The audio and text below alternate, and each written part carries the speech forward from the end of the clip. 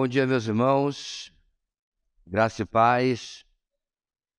Bem-vindos de volta à nossa matéria de doutrinas básicas. Hoje chegamos até a nossa aula número 6, 23 de abril.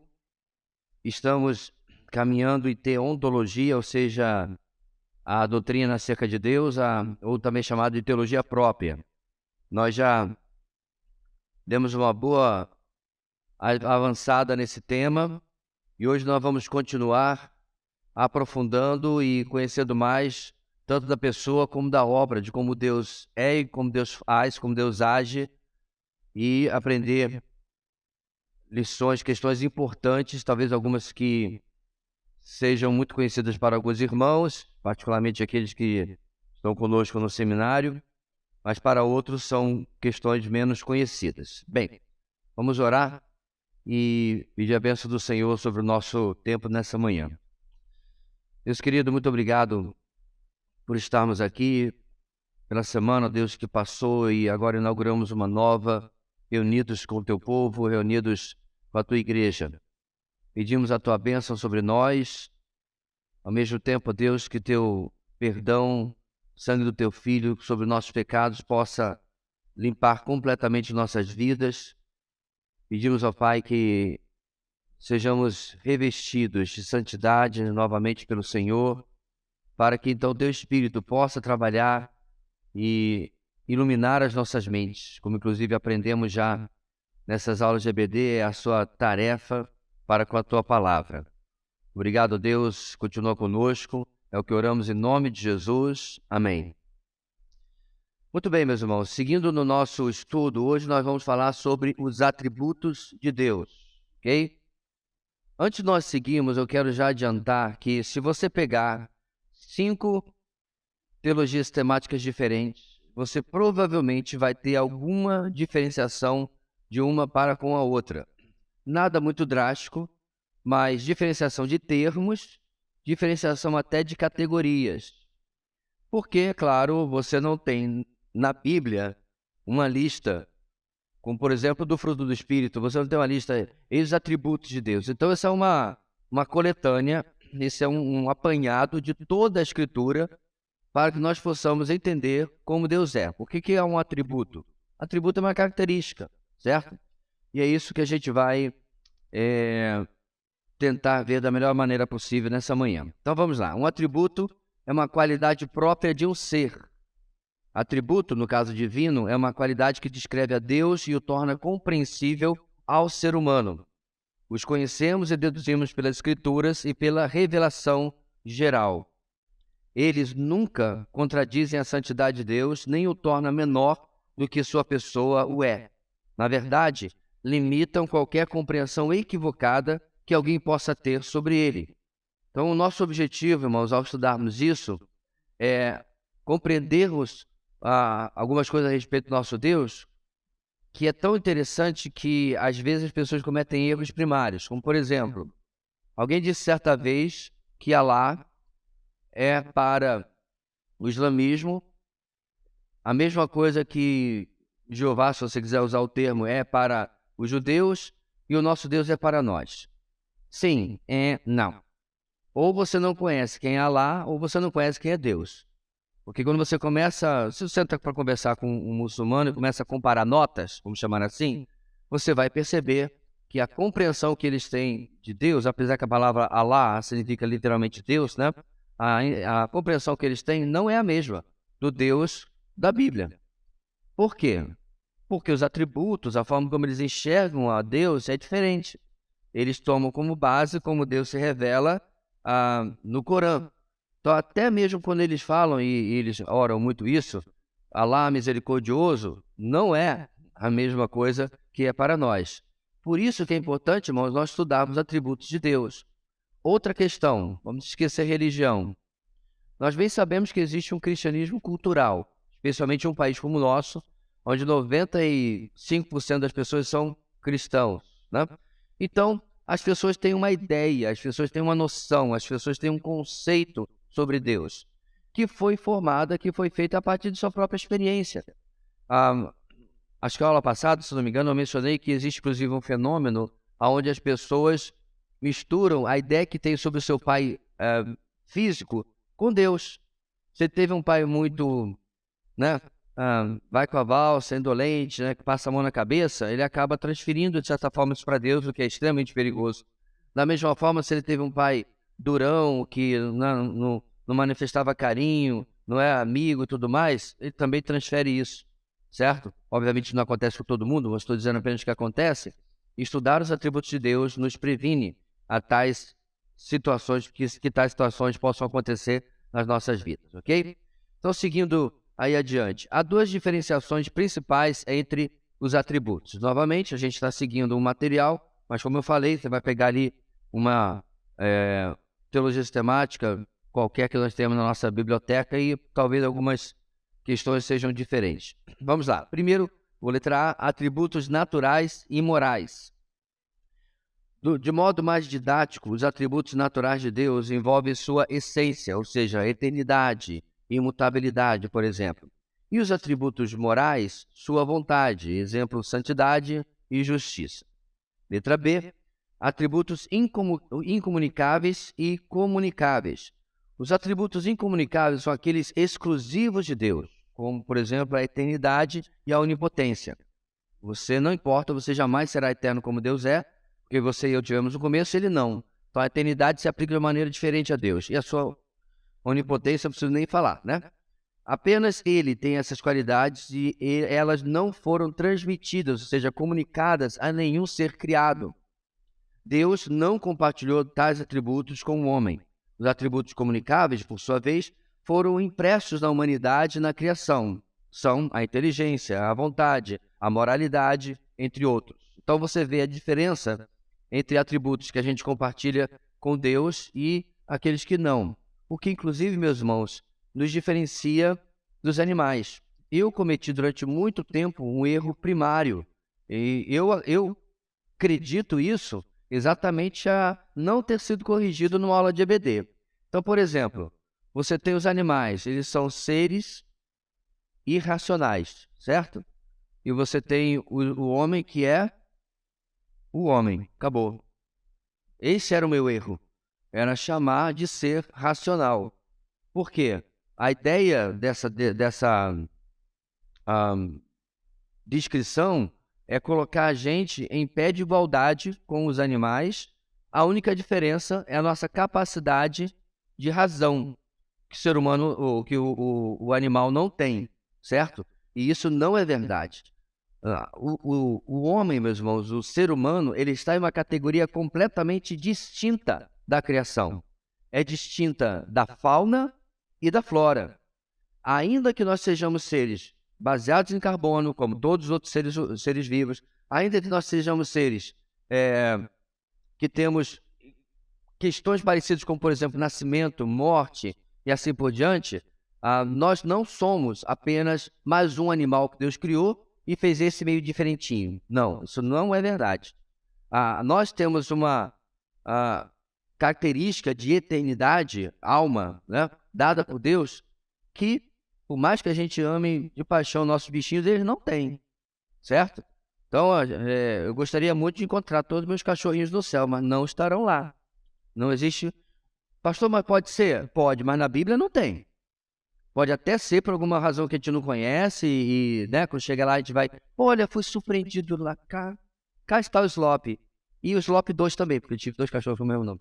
Né? Eu amaria que isso fosse verdade, mas biblicamente eu não posso afirmar isso. Tá? Nem o seu peixinho dourado, né, que morreu na mão daquele gato que pegou, não, morreu, acabou.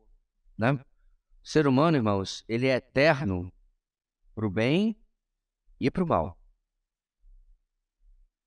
Apesar de bons teólogos, como o John Stott, acreditar, isso aqui é assunto para outra matéria, mas acreditar no aniquilacionismo, ou seja, morreu, acabou, para o incrédulo, não é isso que a Bíblia diz, não. Eu não sei de onde John Stott tirou isso. A Bíblia fala claramente de morte eterna, como fala de vida eterna. Então, para o mal e para o bem, nós somos seres eternos, diferente de toda fauna e toda flora, ok? Então, isso vem, obviamente, da nossa ligação com Deus. Seguindo adiante, irmãos, vamos falar atributos naturais. vida. Deus é um ser vivo. Ele pensa, sente e age. Sua vida é infinita. Ele jamais teve início e jamais terá fim. Alguns textos para nós, Jeremias 10:10. Irmãos, eu tomei liberdade de já trazer escrito, porque a gente perde muito tempo procurando, e seria maravilhoso, irmãos, participarem e tal, mas aí a gente ia ficar o dobro do nosso tempo de aula, ok? Jeremias 10:10. Mas o Senhor é o Deus verdadeiro, Ele é o Deus vivo, o Rei eterno. Quando Ele se ira, a terra treme, as nações não podem suportar o seu furor. No mesmo pensamento, João 5:26. Pois da mesma forma como o Pai tem vida em si mesmo, Ele concedeu ao Filho ter vida em si mesmo. E aqui é até bom destacar, eu posso afirmar sem medo de errar, que das duas palavras gregas para vida, bio e zoe, não está usando bio. Bio tem a ver com vida biológica, daí vem inclusive o nome da matéria, né? Que alguns amam, alguns não, certo? É vida pulsante, que respira, né? Que nós temos e quando morremos não temos mais. Essa é outra, essa é a vida mais elevada, é o conceito, é a própria existência, certo? Que é a palavra grega zoe. Bem, espiritualidade. Deus é espírito, ele não possui corpo, sendo, portanto, invisível. Deuteronômio 4 diz, versículo 15 e 16, no dia em que o Senhor lhes falou do meio do fogo em Horebe, vocês não viram forma alguma. Portanto, tenham muito cuidado, para que não se corrompam fazendo para si um ídolo, uma imagem de alguma forma semelhante a homem ou mulher. Esse conceito, meus irmãos, inclusive está ligado ao fato do porquê nós não podemos fazer imagem e escultura de Deus. Não é só porque está lá nos 10 mandamentos, mas porque é um conceito onde, se você estiver fazendo isso, você está criando, o nome já diz, né, um ídolo de si mesmo. Por quê? Porque está saindo da sua imaginação, não tem nada a ver com Deus. E pior ainda, no deserto, naquela ocasião do bezerro de ouro, eles fizeram uma imagem de Deus que era uma criatura, um bezerro, um ser ruminante, certo? Que pode até ser muito bonitinho o bezerro, mas você igualar o Criador a um ser tão inferior assim, que acontece no deserto ali, algo realmente feio na história de Israel. Outro, irmãos, João 4:24, isso a gente conhece, Deus é Espírito, e é necessário que seus adoradores o adorem em espírito e em verdade. E 1 Timóteo 1:17, ao Rei eterno, o Deus único, imortal e invisível, sejam honra e glória para todo sempre. Amém. Ora, se isso acontece, irmãos, de Deus ser espírito, deixa eu só dar uma olhadinha aqui, aqui é mais adiante. Como ele aparece com forma algumas vezes na Bíblia? Alguém pode lembrar, irmãos, de algum momento em que Deus foi representado com algum tipo de forma humana, forma humanoide? Deixa eu um pouco mais alto. Quando? Por exemplo, quando ele vai na companhia de 2 anjos e visita Abraão, né? Na verdade, quase a compreensão de todos os comentaristas é que ali seria a segunda pessoa da Trindade. Então não é uma teofania, é uma cristofania. Seria uma aparição de Cristo no Antigo Testamento assumindo o corpo, né? Isso antes da encarnação, ok? Ok, mas aonde a gente está falando do próprio Deus, não ele se materializando para alguma missão rápida, aonde é falado dele ter alguma forma? Oi? Ok, a mão que está escrevendo lá, Nabucodonosor não, ali já era Belsazar, né? Um pouquinho pior do que o antecessor dele. Mene, mene, tekel, farsim. A mão está escrevendo ali. Oi? Moisés, ele esconde Moisés, né, para que Moisés não veja ele em sua totalidade. É como se ele usasse sua mão como escudo ali. E a visão de Isaías? No dia da morte, no ano da morte do rei Uzias, eu vi o Senhor assentado. Para sentar, você tem que ter corpo. Não tem como o espírito sentar sem ter corpo. Então, o que são essas coisas, irmãos? Existem 2 palavras, e a segunda a gente vai ver mais para frente nessa lição, que falam de Deus assumindo alguma característica humana. Essa é o antropomorfismo. Forma de homem, certo? O grego não é tão difícil assim. Anthropos, homem, morphos, forma. Então ele toma forma de homem. Por quê? Naquela situação, como Isaías teria a visão? Como aconteceria qualquer coisa relacionada ao propósito de Deus se ele não tivesse uma forma? Então, eu acho estranho ter que explicar isso, mas você provavelmente vai encarar isso em algum momento da sua vida. Tem gente que diz, não, Deus tem forma e vai usar esse texto.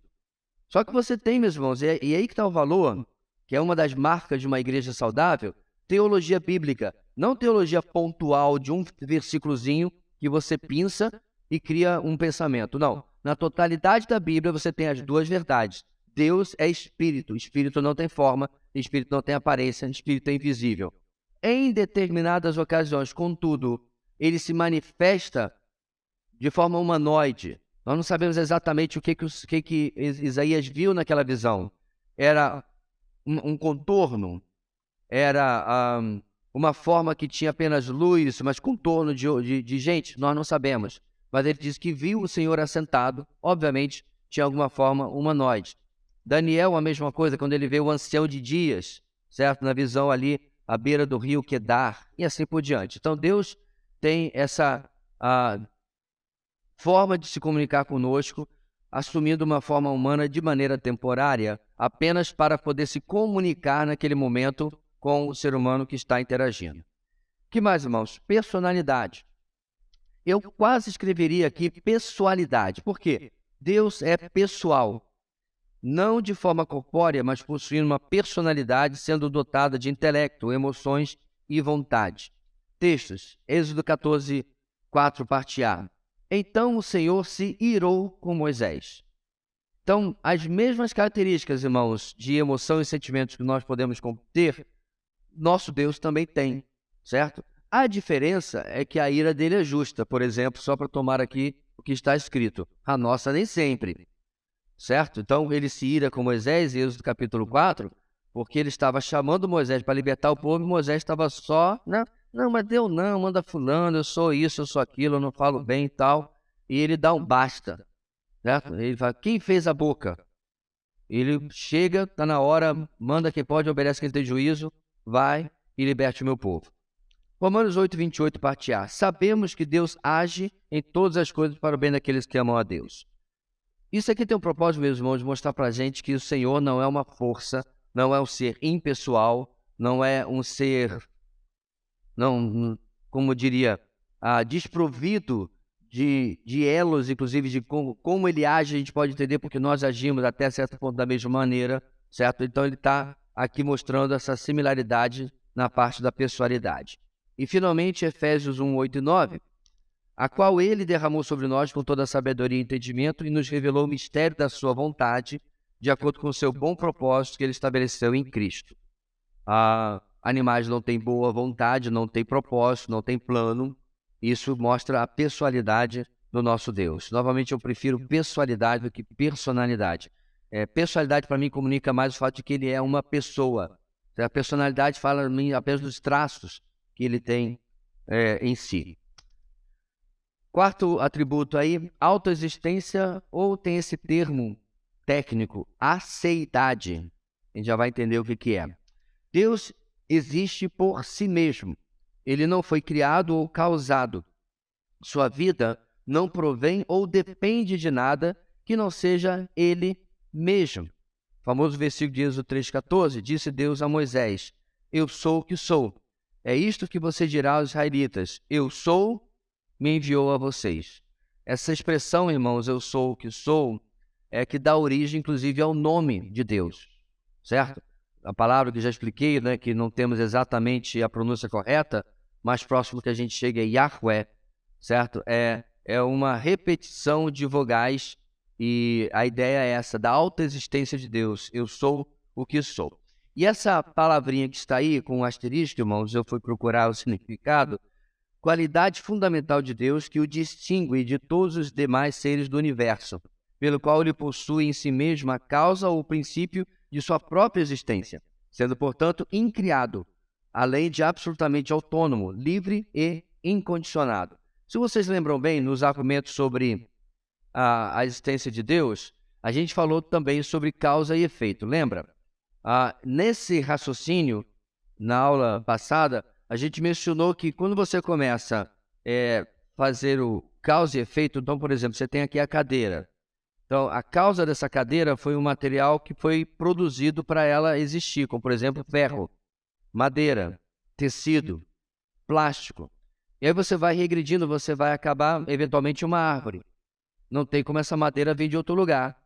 Não, você vai, eventualmente, acabar em minério. Não tem como esse ferro vir de outro lugar. E, eventualmente, você vai acabar em produtos químicos. Provavelmente são material, tecido sintético. Entendeu? Então, como você vai regredindo na causa, aí você vai chegar até essas mais primárias, aí você vai regredir mais ainda, eventualmente você vai chegar em Deus. Mas você chega nele com uma causa incriada, não causada. Não tem mais nada depois dele, certo? O grande problema, meus irmãos, é que o cristianismo tem esse axioma, dogma, se você quiser usar, que explica a própria realidade, a própria existência.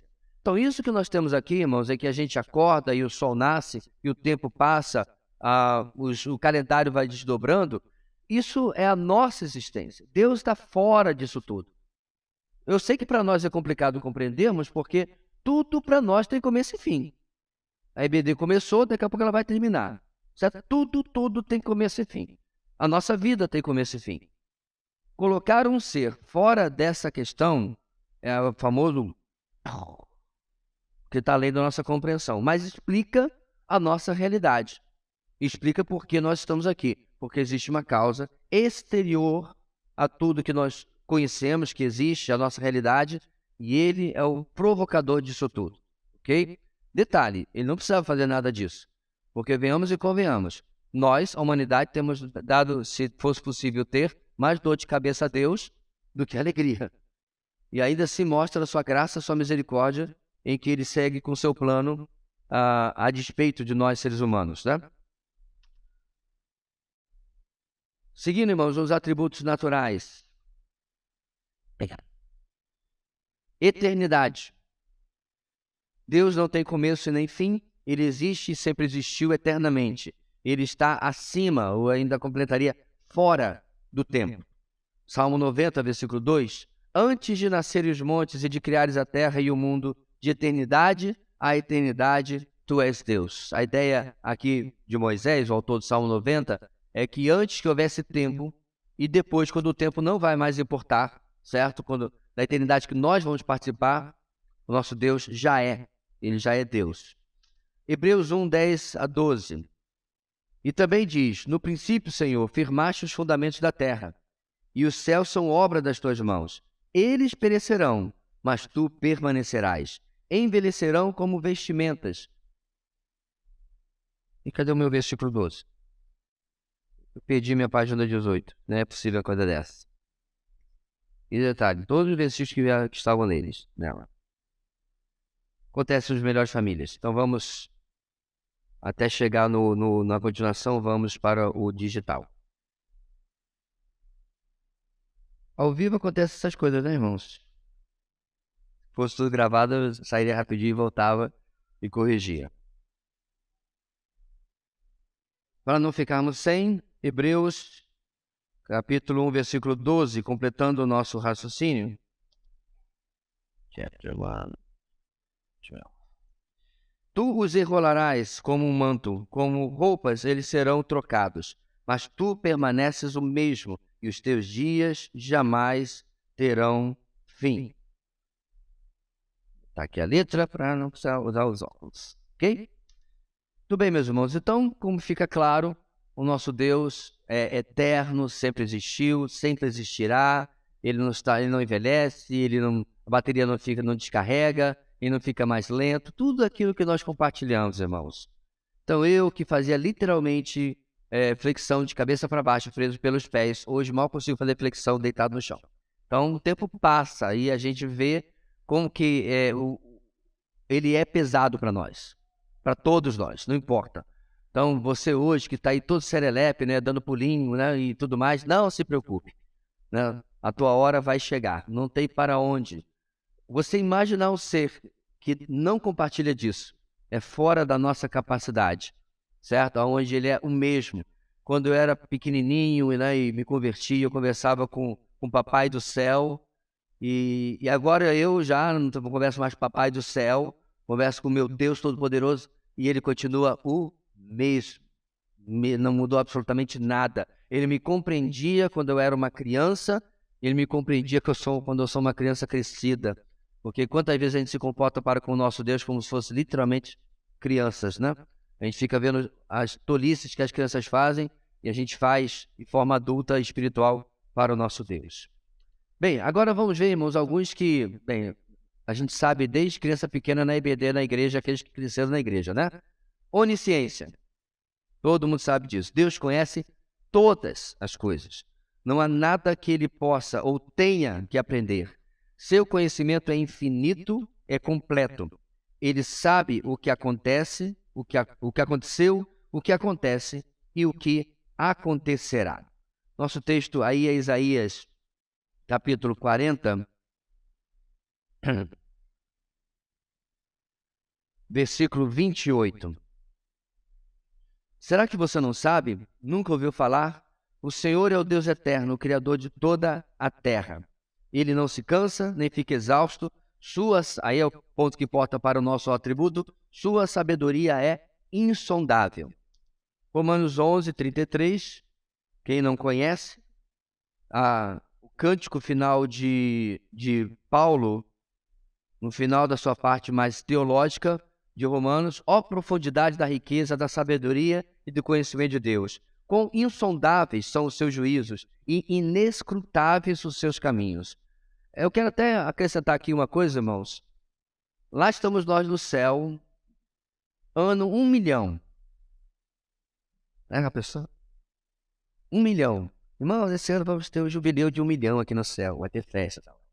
Você ainda não vai compreender Deus. Então, não se iluda de que a glorificação, tá? Isso é coisa de mormon, vai transformar em você algum ser superior igual a Deus. Não, meu irmão. Nem na cutícula você vai continuar chegando. Você vai estar livre do pecado, livre da doença, livre da tristeza. Isso tudo é promessa. Livre da morte, acabou. Mas nós vamos continuar sendo esse serzinho limitado, onde nós vamos ter ainda enorme dificuldade de compreender quem é este ser que agora estamos nos relacionando de maneira, né, para nós, perfeita, de maneira que nunca nos relacionamos antes, mas nós não vamos, porque o texto mesmo diz. Paulo não está falando isso, irmãos, aqui da nossa existência, que ele é insondável, que ele é inescrutável. Não, ele é. Ponto, sempre.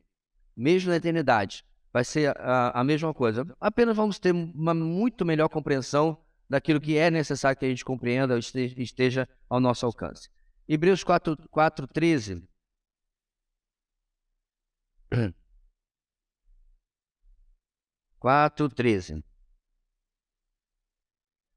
Nada em toda a criação está oculto aos olhos de Deus.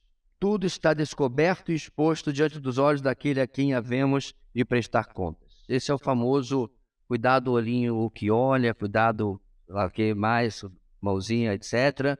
O Salvador do céu está olhando para você, ele sabe de absolutamente todas as coisas. Salmo 139, irmãos, também é um texto clássico para falar sobre a onisciência de Deus. Não poderia faltar aqui na nossa relação. Versículos 3 e 4. Sabes muito bem quando trabalho e quando descanso, todos os meus caminhos são bem conhecidos por ti. Antes mesmo que a palavra me chegue à língua, tu já a conheces inteiramente, Senhor. A onisciência de Deus, irmãos, lembra que eu falei que os atributos têm o propósito de trazer aplicação prática à nossa vida, à nossa vivência? Eles são extremamente úteis no nosso relacionamento com Deus. E nesse particular, irmãos, da onisciência de Deus, é o fato de que ele nunca vai ser pego de surpresa por absolutamente nada na nossa vida.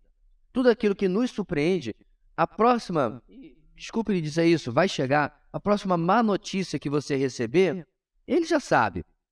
É aquela frase que eu aprendi quando era criança no sticker, né, no adesivo que me deram, estava em inglês: não se preocupe com o amanhã, Deus já esteve lá. Para mim é futuro, para ele está no passado. Não se preocupe com o amanhã, Deus já esteve lá. Então, para pensar, meus irmãos. Você alguém liga para você. Ontem nós recebemos uma má notícia. A tia minha, muito querida, não tem histórico de pressão alta, teve um pico de pressão e teve um AVC isquêmico. Então, quer dizer, quem gosta de receber uma notícia dessa? Ninguém. Né? Ninguém gosta de saber que uma pessoa querida está passando mal ou o que quer que seja. O ponto aqui, meus irmãos, é que quando eu oro, eu não estou contando nenhuma novidade para Deus. Senhor, atenção, não tem nada novo. Eu não vou dizer para Ele o que Ele não sabe. Então a minha oração, que é meu papel e minha obrigação, sem dúvida nenhuma, é entrar naquilo que Deus já está envolvido, porque Ele já sabe de todas as coisas.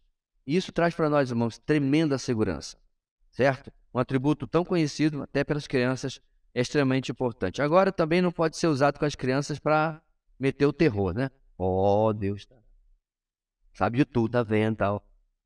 Porque não é assim que a gente comunica, né, a pessoa do nosso Deus. Onipotência. Deus tem poder ilimitado. Ele pode fazer tudo o que deseja e que planejou executar, sem que nada o impeça ou dificulte suas ações. Entretanto, todo o seu poder é coerente com seu caráter santo e sua natureza infinita. Desse modo, há coisas que Deus não pode fazer, como, por exemplo, mentir, morrer ou criar um ser melhor que ele próprio, ou uma ação acima da sua capacidade. Então, lá na história do Aladim, Jafar é enganado em pedir que ele se tornasse o maior gênio que já existiu, maior do que o próprio gênio. Obviamente ele cai na cilada porque o gênio é um escravo, né, na mitologia do Oriente Médio, certo? Ele não é um ser livre, ele é escravo da lâmpada. Ele é escravo do seu mestre. Então você conhece a história, deve ter assistido o desenho, né? E aí ele, assim que ele se vê todo poderoso, cadeias entram aqui e ele está preso. O nosso Deus, irmãos, nunca passaria pela situação de criar um Deus mais poderoso que ele, até porque é virtualmente impossível. Então, por que isso está sendo comentado aqui? Porque existe bem antigo até, velho, quebra-cabeças, no sentido de desafio de racionalização. Deus pode criar uma pedra que ele mesmo não possa levantar? Eu não sei exatamente para que isso serve, esse tipo de pensamento. Para mim, não paga nem a dívida externa, nem a conta da quitanda, quanto mais a dívida externa. Então, a resposta, irmãos, é simples. Não. Porque esse é um pensamento circular. Ele é um ser todo-poderoso.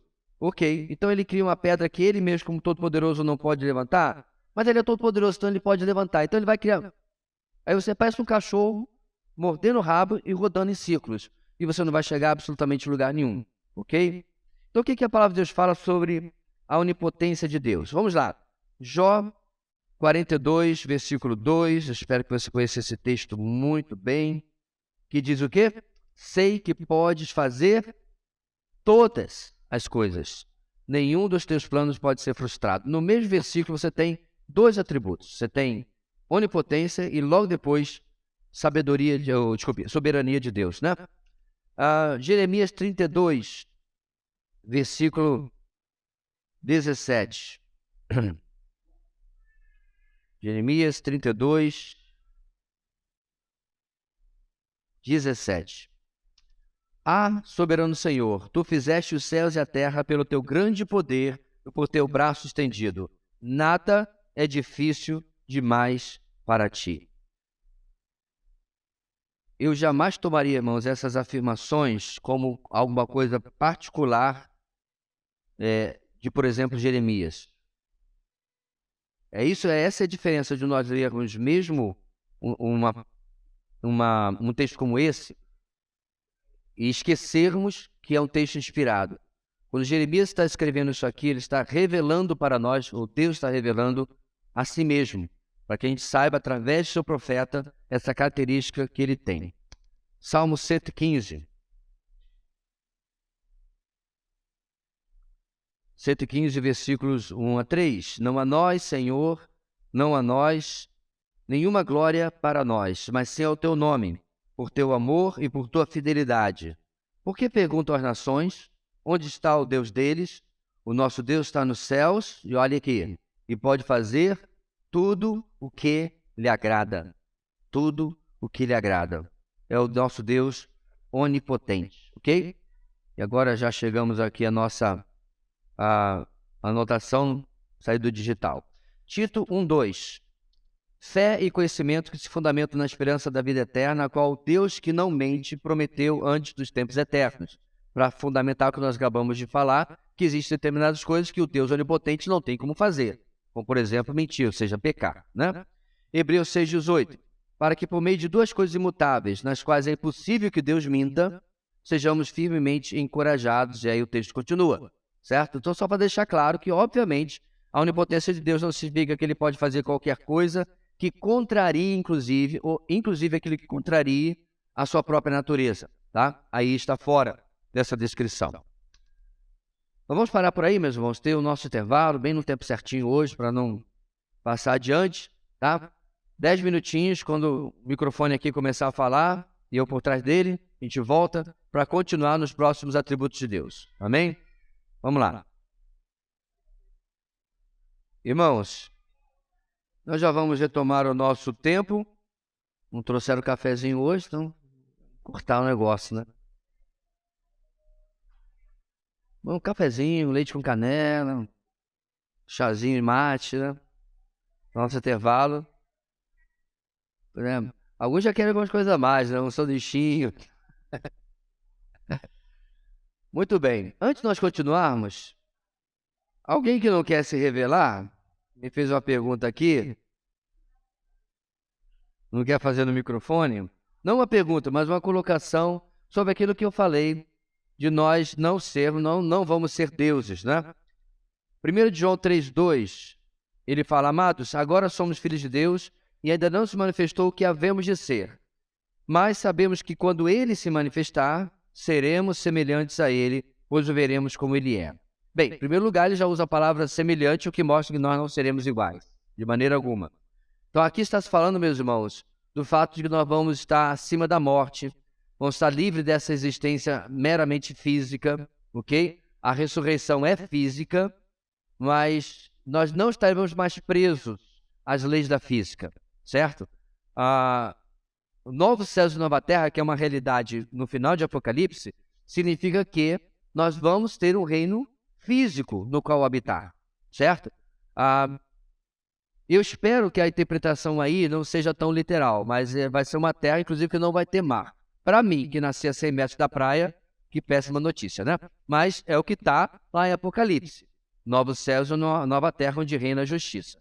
Então, nessa existência, nós vamos compartilhar algumas características do ser divino, né? Da divindade, mas não ser iguais a ele. Como, por exemplo, as leis da física não se aplicarão mais a nós, nesse sentido. Então, nós vamos poder nos mover de uma maneira diferente, poder existir de uma maneira diferente. Então, essa semelhança se limita a essas questões, livres do pecado, da influência do pecado, moralmente perfeitos, né? Moralmente livres de qualquer possibilidade de queda novamente, tá? Tudo isso vai ser parte do pacote, mas de maneira nenhuma nos coloca sequer perto da pessoa de Deus.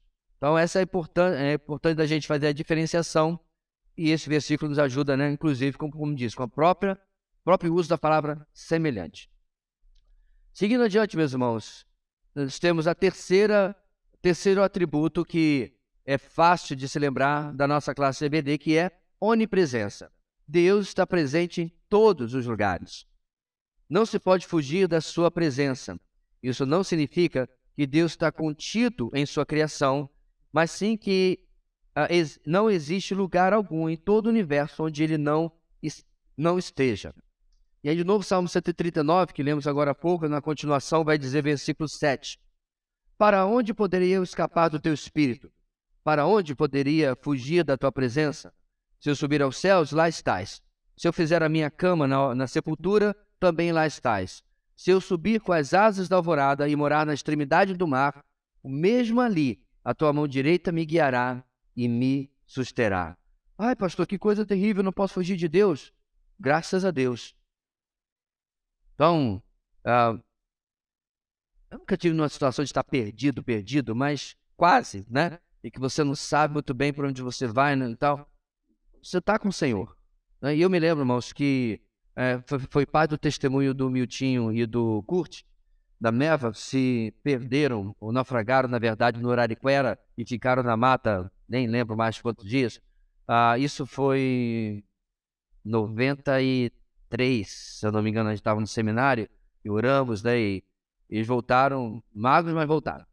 Então, apesar de estar os dois ali, uma das coisas que eles falaram no testemunho, o Miltinho esteve conosco lá no seminário tempos depois, é como eles lembravam-se constantemente da ideia que nós não estamos sozinhos. Isso é tremendo, meus irmãos. Eu já ouvi esse mesmo testemunho de irmãos nossos que estavam, entre aspas, sozinhos no mar de paganismo, únicos convertidos em uma cultura, por exemplo, dentro do islamismo, se converteram em um contato, né, na sua perspectiva, aleatório com um cristão, e aí voltam para a sua cidade e são o único. Eu não estou dizendo, meu irmão, como você é o único na sua família. Você é o único cristão por milhas e milhas e milhas e milhas e milhas. Detalhe, em uma época que você nem tinha nem internet. E você tem que ter a sua Bíblia escondida, no caso desse testemunho, no chão, no fundo, no chão embaixo da sua cama. Porque era o único contato que você tinha com o cristianismo. De novo, não tem internet. Isso é 30 anos atrás, esse testemunho. Mas aí ele falava, mas eu não me sentia sozinho. A presença do nosso Deus, irmãos, ela não é um conceito. Ela é um conceito, ok, mas ela não é só um conceito. Ela é uma realidade. Então você está viajando para um país estrangeiro, por exemplo, uma cidade desconhecida, certo? Ainda vale a letra do velho hino. Leva tu contigo o nome de Jesus Salvador. Esse nome traz consolo, seja o lugar que for. Ele está ali presente conosco. Ele nos promete exatamente isso na sua palavra, em Mateus 28, né? Salmo 139 já vimos, Jeremias 23 e 24. Sou eu apenas um Deus de perto? Pergunta o Senhor, e não também um Deus de longe? Poderá alguém esconder-se sem que eu o veja? Pergunta o Senhor. Não sou eu aquele que enche os céus e a terra? Pergunta o Senhor. Inclusive, essa foi a correção que nós fizemos anos atrás, quando a gente até cantava mais esse cântico, onde eles, talvez não... A intenção deles foi dizer que Deus está sempre perto das pessoas, né? És Deus de perto e não de longe. Não é o que Jeremias 23 fala. E nós cantamos, és Deus de perto, também de longe. Não importa como Ele está sempre presente na nossa vida. Seguindo adiante, irmãos. Imutabilidade. Deus não muda. Ele permanece sempre o mesmo. Seu relacionamento com as pessoas as transforma, mas Ele mesmo nunca é transformado. Eu gostei dessa frase.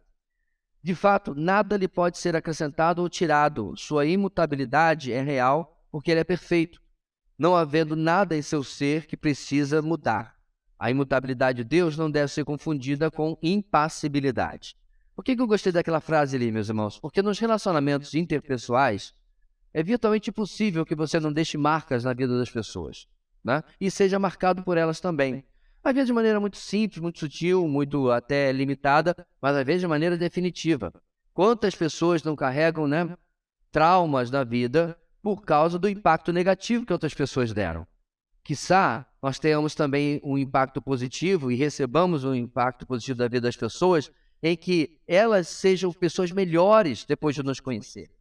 Eu não sei você, mas eu já tive pessoas na minha vida que o dia podia estar nublado, tudo está ruim, eu querendo chegar em casa, chutar até o cachorro, mas você encontra aquela pessoa e você é modificado.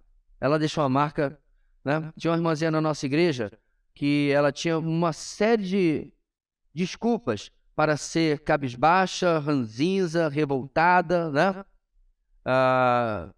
E ela tinha um sorriso mais lindo. Era baixinha desse tamanho, né? Hoje deve estar 60 e tantos anos já. E uma evangelista nata, né? E o sorriso dela ainda resplandecia ainda mais, porque ela era muito negra, muito escura. Então, aquele sorriso que iluminava tudo, nunca a vi com tempo ruim. Você encontra na rua, né? Ela vinha caminhando, você encontra e o sorrisão se abria. E aí você podia até estar com um problema e você diz assim... E detalhe, irmãos, você está com um problema... Eu era adolescente, né? Grandes problemas que a gente tem na adolescência, né? Realmente a vida é muito difícil e tal. Mas você encontra a pessoa que de fato tinha problemas na vida. E ela vive dessa maneira, né? Inclusive, obviamente, dando um ótimo testemunho do poder do Evangelho. Aí você é impactado. Deus não acontece isso. Você teve seu devocional. Não. Hoje Deus está mais feliz. Não, não está, né? Ele não fica, né, contando, Gabriel, vem aqui. Olha o que o André fez. Eu estava até meio deprê, mas depois do que o André fez, não acontece. Sinto dizer. Nem comigo, nem com você, né? O nosso Deus é o mesmo. Pastor, mas a Bíblia diz que Deus se entristece. Não é antropomorfismo, mas vocês vão aprender outra palavra daqui a pouquinho, tá? É Deus usando linguagem humana para nos comunicar como que as nossas ações precisam dar. Preste atenção no que você está fazendo, tá? Salmo 102, versículo 27. Mas tu permaneces o mesmo e os teus dias jamais terão fim. Malaquias 3, versículo 6. De fato, eu, o Senhor, não mudo. Por isso, vocês, descendentes de Jacó, não foram destruídos. Já parou para pensar? Porque eu não mudo, vocês ainda estão aqui. Você está fazendo sua leitura anual, amém? Você está fazendo sua leitura anual, amém? Melhorou. O microfone não pegou, mas melhorou, viu? Só deixar para gravação. Bem, irmãos, é dose, viu? É dose. Eu já passei de juízo faz algum tempo, já estou lá adiantado em Reis. Você fica vendo, gente, eu sei, todo ano a gente lê a mesma coisa, é a mesma Bíblia, são as mesmas bancadas, mas você fica pensando, como que a Bíblia é um relato de razões para Deus não nos amar? Então, repare, nesse sentido, nós somos o mesmo que Israel. Igreja não é Israel, mas como relacionados com Deus, você olha aquela coleção de mancadas, aquela coleção de pisadas na bola, né? E detalhe, toda vez que a Bíblia falar sobre uma mancada, meus irmãos, ela está apontando para nós. Toda vez que ela falar de um ato de vitória, de heroísmo, ela está apontando para Cristo. Então não pense que você é, né, ali Josué e Caleb na lista dos espias, né? Iam ser 13, 10 para trás, e Josué, Caleb e Joversi ali para... Não, é mais provável que se fosse 13 você estava com os 11. É um retrato da natureza humana, mas a verdade, quando a gente fez a exposição de Gênesis, vocês foram, foi um pouco iconoclasta, né? Destruir algum dos seus ídolos da Bíblia, os heróis, porque é esse o objetivo, mostrar como homens comuns, pecadores, um homem que nega a mulher 2 vezes, certo? Um que é um trapaceiro nato, no meio deles tinha um outro que era um pai, né, que deixava a coisa rolar solta, homens imperfeitos. E aí, porque eu não mudo, vocês, descendentes de Jacó, acho interessante Jeremias ter usado Jacó, por que não usa Abraão? Então vamos ler sem traduzir? De fato, eu, Senhor, não mudo. Por isso vocês, descendentes daquele trapaceiro, não são destruídos. Daquele usurpador, daquele que puxa o pé, vocês não são destruídos. Porque, irmão, Jeremias, ele é basicamente o livro de condenação, porque o cativeiro babilônico está chegando. Ele avisa durante literalmente décadas e o povo não ouve. E ainda assim nós sabemos como tudo termina. Deus misericordiosamente perdoa e traz seu povo de volta. Para terminar, irmãos, Tiago 1,17. Toda boa dádiva e todo dom perfeito vem do alto, descendo do Pai das luzes, que não muda como sombras inconstantes. Então tudo isso, meus irmãos, traz para nós tremenda segurança de que nós somos guardados debaixo desse Deus, que não vai nunca acontecer, né, de eu chegar diante dele e ele falar assim, olha, eu já deu para ti, você já esgotou sua cota de misericórdia, não tem mais jeito, ainda faltam uns 30 anos para você de vida, você vai ficar debaixo da peia agora. Não. Jamais 1 João 9 vai ser apagado da Bíblia. Se confessarmos os nossos pecados, Ele é fiel e justo para perdoar os nossos pecados e nos purificar de toda a justiça. Essa é a imutabilidade de Deus. Suas promessas não mudam, não são apagadas, não passa o prazo de validade, continua o mesmo. Ainda, irmãos, sobre os atributos de Deus, nós vamos falar agora A.2 sobre os atributos morais, ok? Um dos mais óbvios é santidade. Deus é absolutamente santo. Ele está separado de tudo que é mal, impuro ou pecaminoso. Ele é perfeito, puro e íntegro em seu caráter. A santidade de Deus se manifesta por meio da sua retidão, ou seja, ele faz e exige o que é reto. Também por meio da sua justiça, que é a execução da penalidade contra o pecado. A santidade de Deus se evidencia. Vamos para a nossa base bíblica, Isaías 6, versículo 3. E proclamaram uns aos outros: Santo, Santo, Santo é o Senhor dos Exércitos, a terra inteira está cheia da sua glória, que é exatamente, irmãos, a passagem da visão de Isaías, né? 1 de João 1,5. Esta é a mensagem que dele ouvimos e transmitimos a vocês. Deus é luz, nele não há treva alguma. Salmo 11, 4 e 7. O Senhor está no seu santo templo. O Senhor tem o seu trono nos céus. Seus olhos observam, seus olhos examinam os filhos dos homens. O Senhor prova o justo, mas o ímpio, a quem ama a injustiça, a sua alma odeia. Eu só esquece desse versículo, né? Sobre os ímpios ele fará chover brasas ardentes e enxofre incandescente. Vento ressecante é o que terão. O Senhor é justo e ama a justiça, os retos verão a sua face. Esse versículo, irmãos, cai naquela frase onde todos nós já ouvimos, né, onde se diz: Deus odeia o pecado, mas ama o pecador. Então vamos lá. Essa frase foi tão usada à exaustão que você sabe o que é o efeito pêndulo, né? A gente vai muito para um lado e alguém resolve puxar e vai tudo para o outro. E aí começou a se falar em alguns anos, né, para cá, que Deus ama o pecador. Não, Deus odeia o pecador. Abra em Salmo 11, versículo 5. A quem ama a injustiça, a sua alma odeia. Está escrito ou não está? Então vamos lá, irmãos.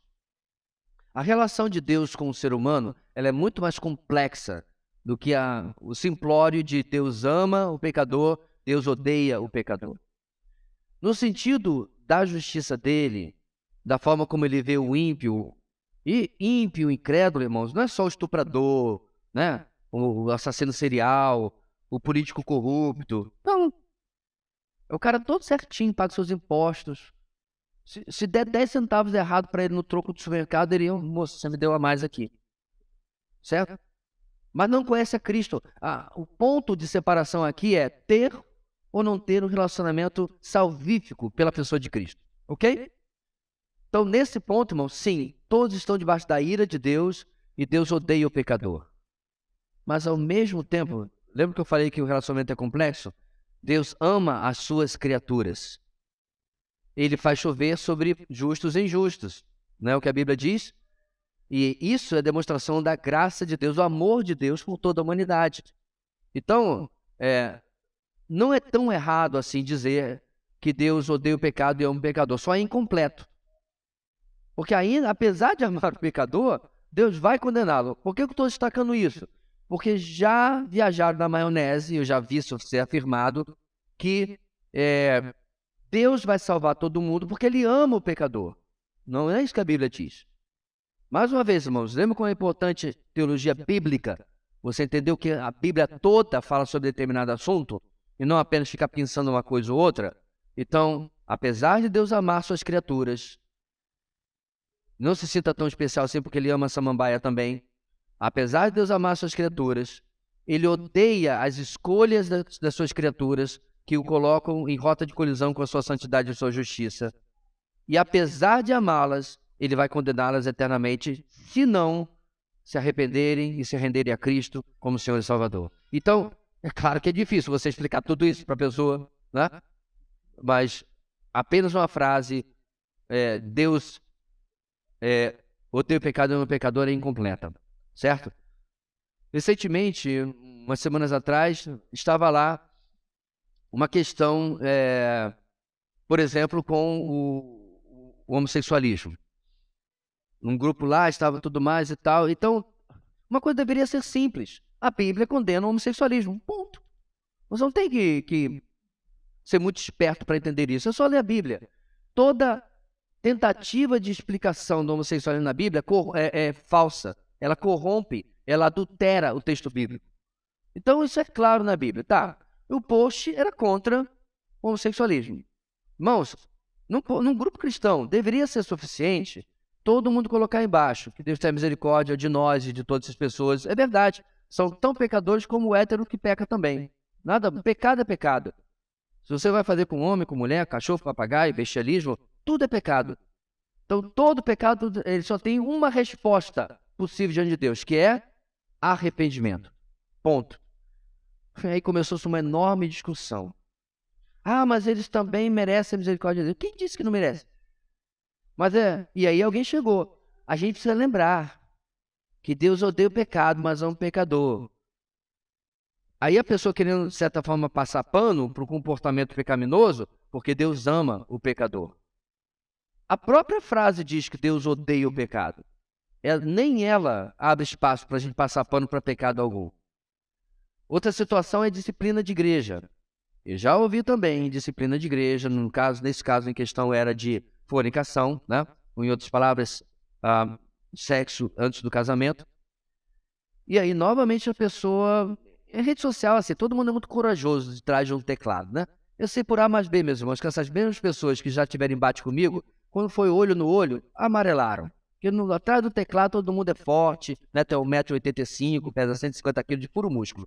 Mas quando vai pro vamos conversar, porque ela não tem tempo de pensar, digitar, dar backspace, delete, copiar e ir na internet, né? Agora tem que ser o que você realmente é. Bem, e numa discussão dessa, a pessoa falava criticando as igrejas por causa da disciplina.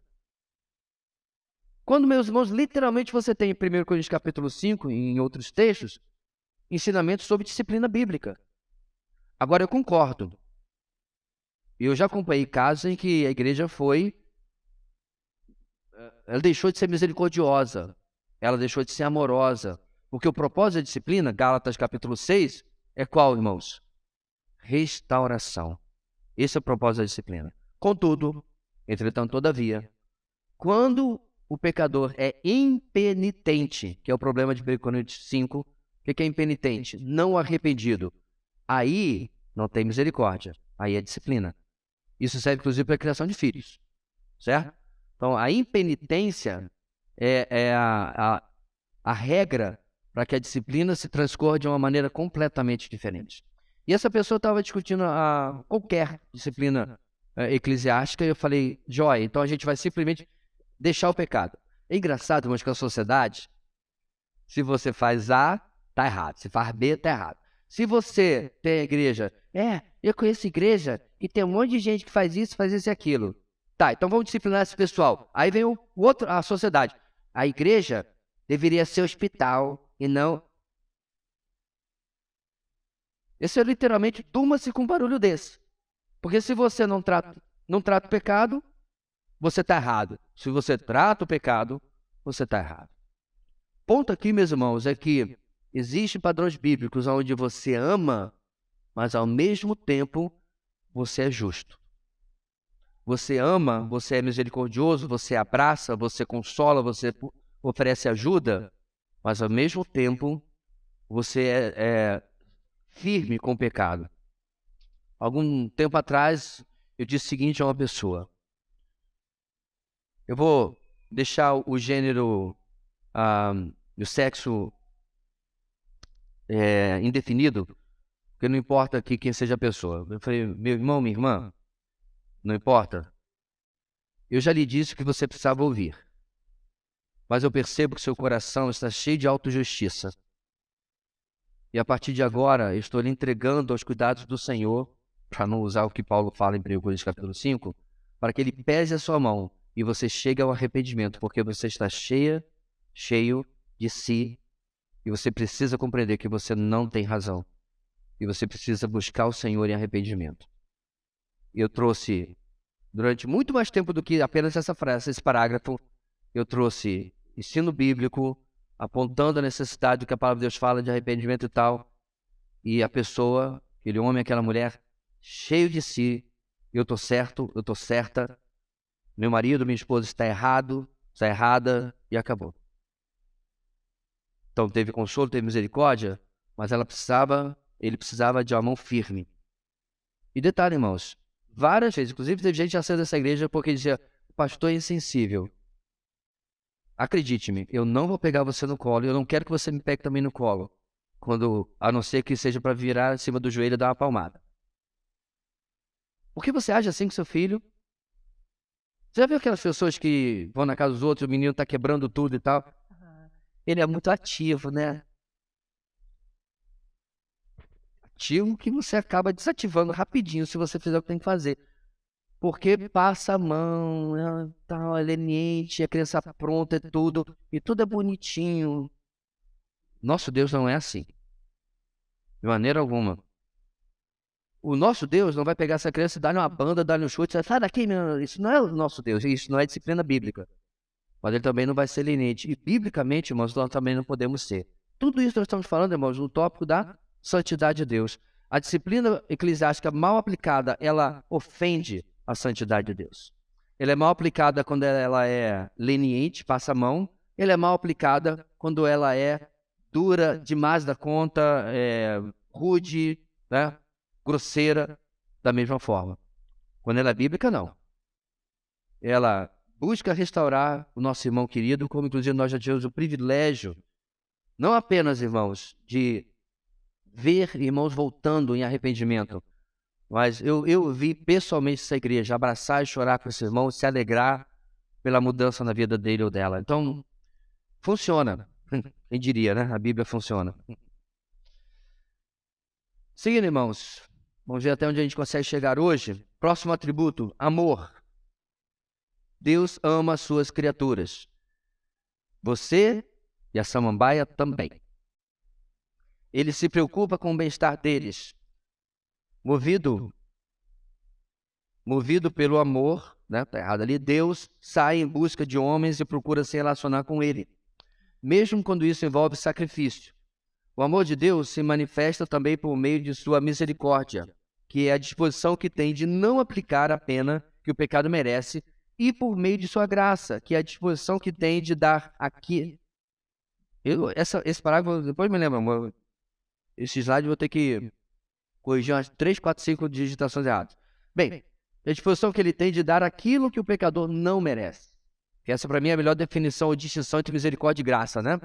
Misericórdia de Deus não nos dá o que merecemos e graça a Deus nos dá o que não merecemos. Vamos para a nossa base aqui, Isaías 63, 9.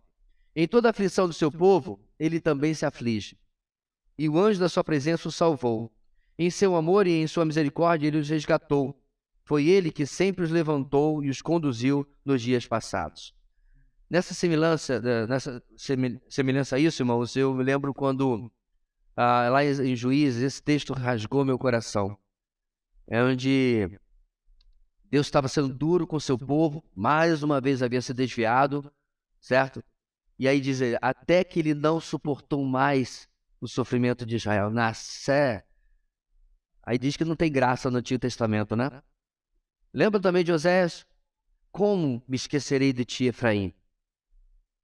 Então Deus mostrando para o povo que apesar do seu pecado constante, apesar de sua constante rebeldia, ele não conseguia se esquecer do povo da sua aliança. Irmãos, essas mesmas realidades se aplicam muito mais a nós, que estamos aliançados com ele por meio do sangue do seu Filho. 1 João 4,16. Assim conhecemos o amor que Deus tem por nós e confiamos nesse amor. Deus é amor. Todo aquele que permanece no amor, permanece em Deus e Deus nele. Salmo 103, 8 a 14. O Senhor é compassivo e misericordioso, muito paciente e cheio de amor. Não acusa sem cessar, nem fica ressentido para sempre. Não nos trata conforme os nossos pecados, nem nos retribui conforme as nossas iniquidades.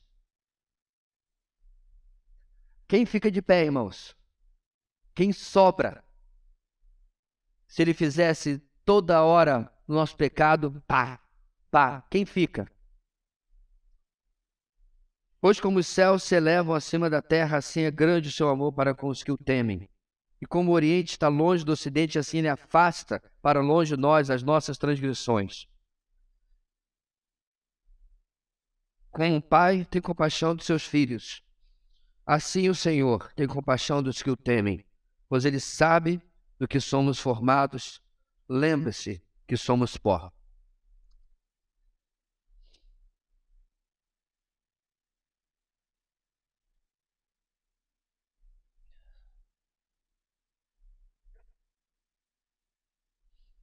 Preciso começar a tomar calmante antes de pregar. É difícil, meus irmãos, nós lermos um texto desse, e aí não passa o filmezinho de quem você é.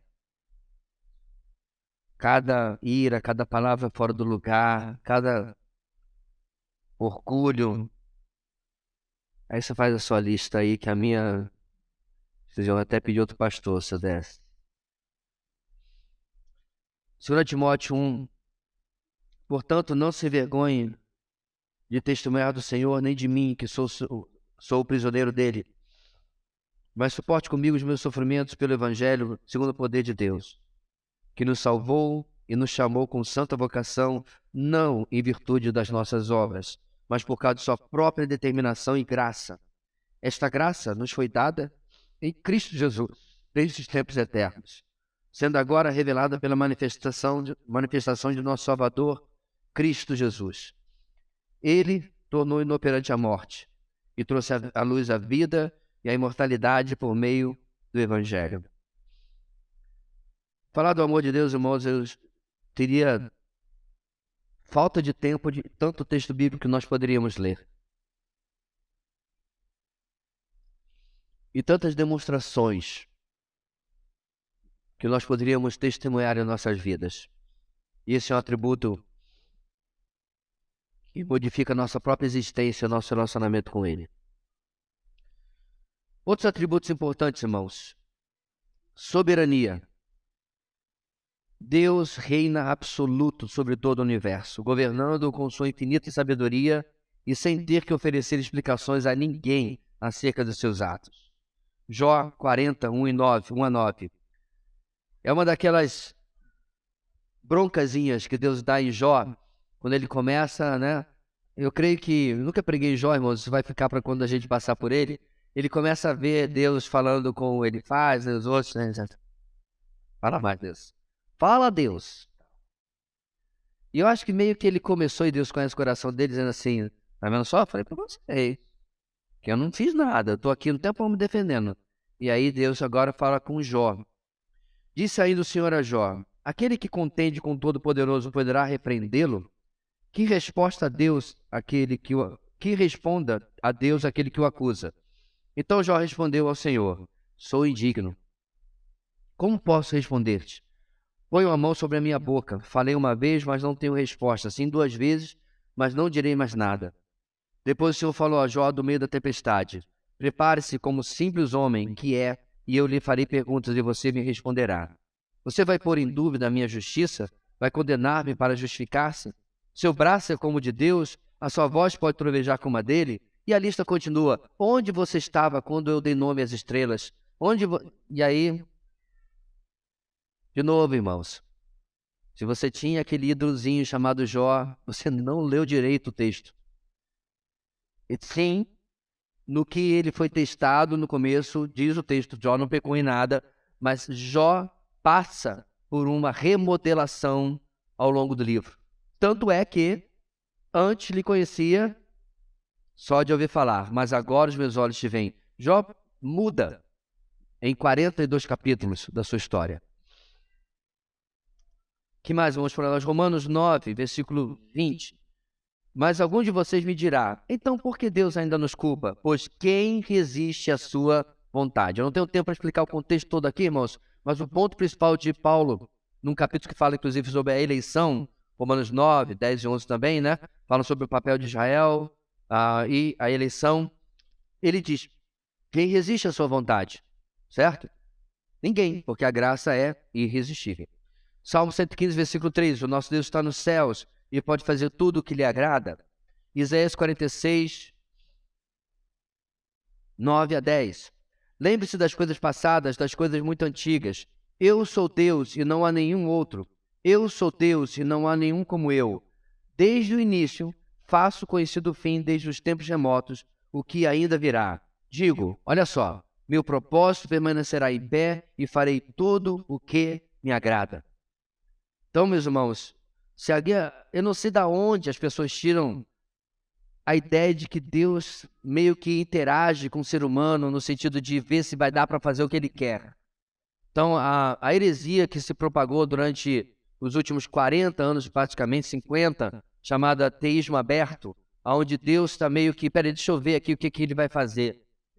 Agora eu já sei como é que eu vou responder. Olha aí, esse pessoal não tem Bíblia em casa, não? Só pode ser. Mas isso é o que acontece, meus irmãos, quando você... Lembra que a gente estudou neortodoxia? Onde a Bíblia, e estudamos o liberalismo também, né?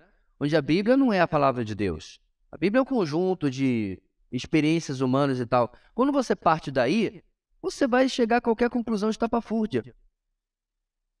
Eis mais um motivo de compreender a Bíblia como a plena palavra de Deus. Porque quando Isaías fala, meu propósito, é Deus falando a verdade, né?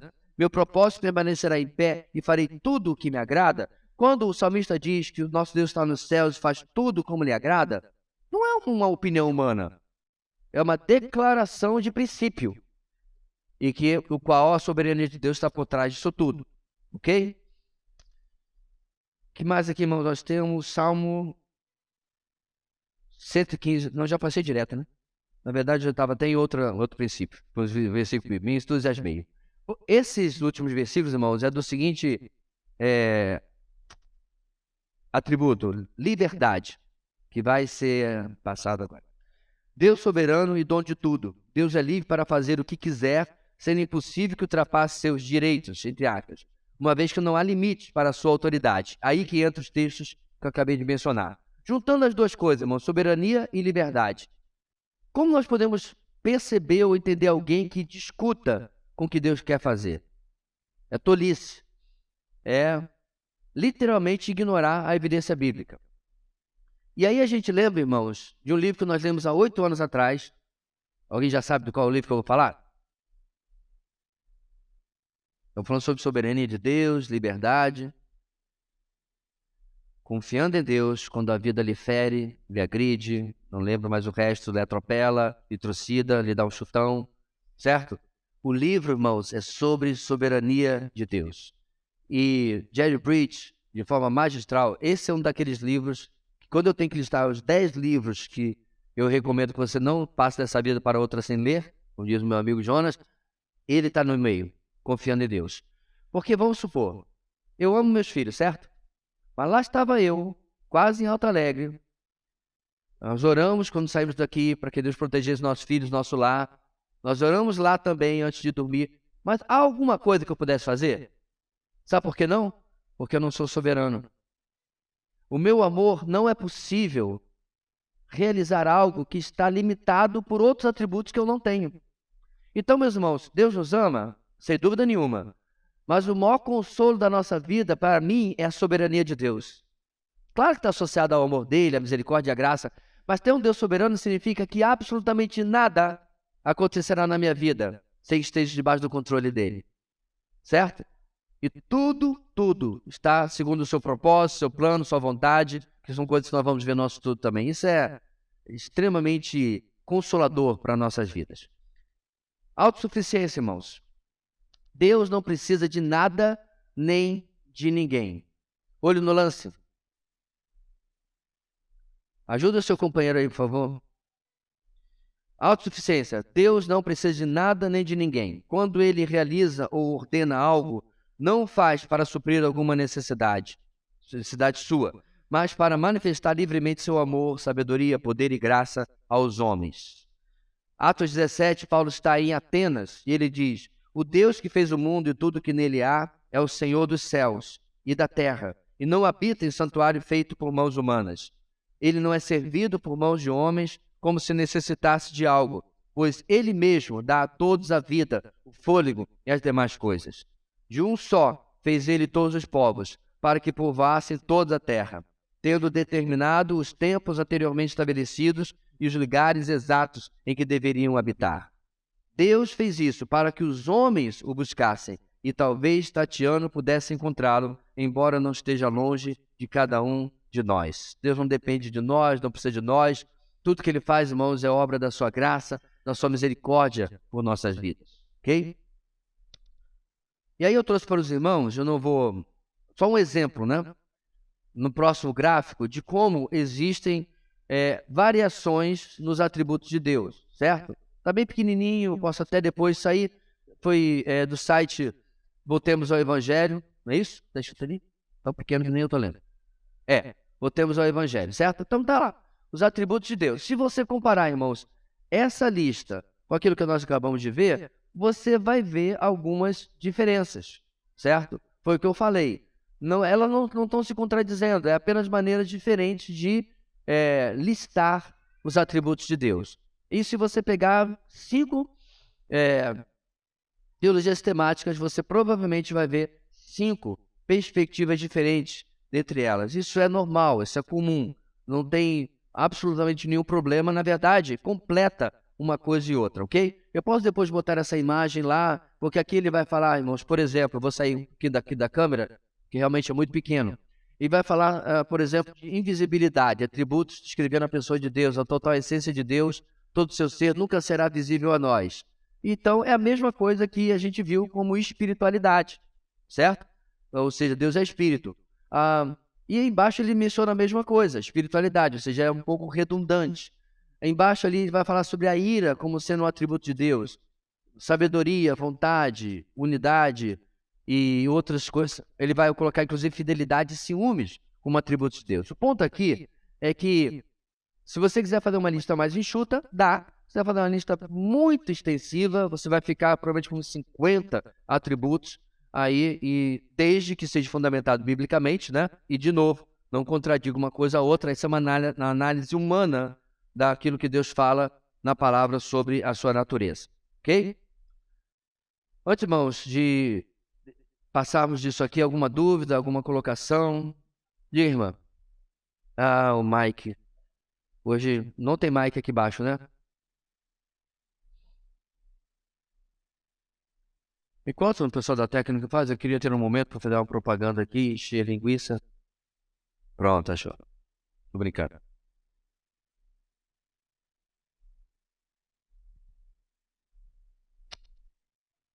Eu queria fazer uma pergunta e aí depois pedir para o senhor que o senhor pudesse explicar um versículo.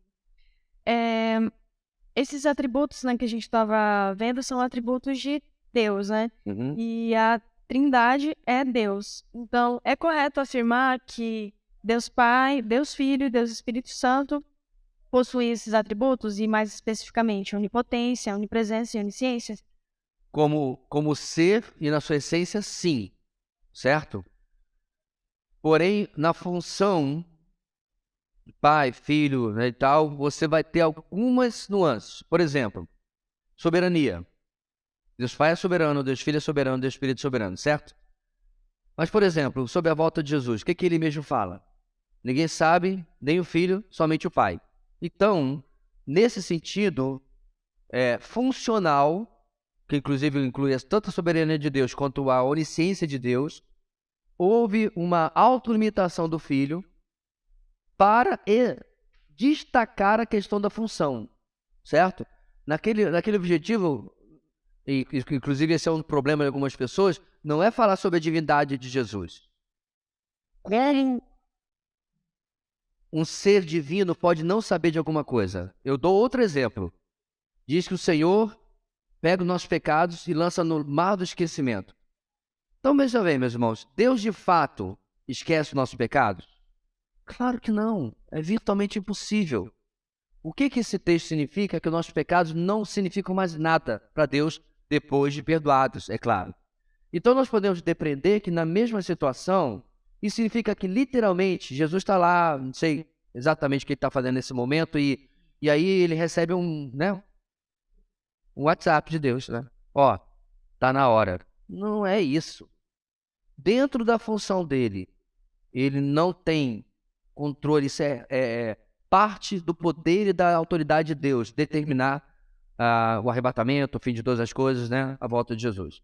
Mas, em essência, Ele é todo poderoso, todo onisciente, entendeu?